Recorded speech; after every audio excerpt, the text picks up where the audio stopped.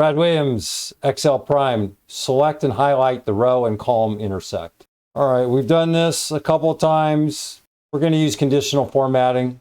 It's very straightforward. Here we have this OR function. B4 columns, B4 equals K5, B4 right here. We have a B4 equals K5, K5. Here's our K5 month. B4 equals K6. B4, in this case, when peach equals March, well, that's going to highlight that particular requirement. If we want to highlight the intersect, we can go and before, okay? We're saying in this first formula, B4 is equal to K5. Our B4 is K5. K5 is peach. Well, we're just going to go down, and you can see have a mixed reference and an absolute reference. How it changes here, notice where the dollar sign is. What's happening is in conditional formatting, it's going to go down and it's going to just try to find a match. So B4 equals K5, no.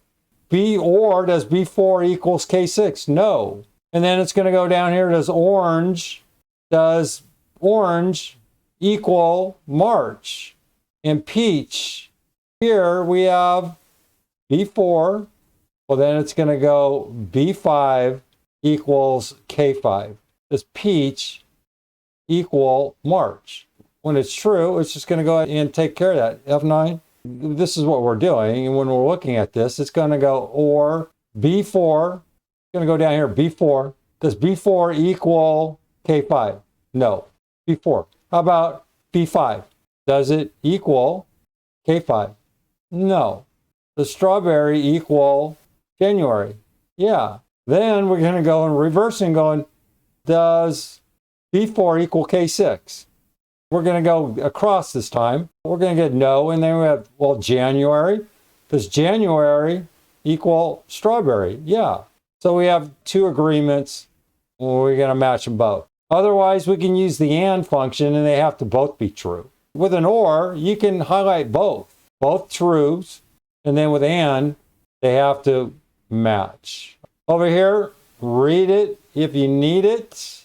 Other than that, it's just typical quirky conditional formatting, and by now, what have we seen?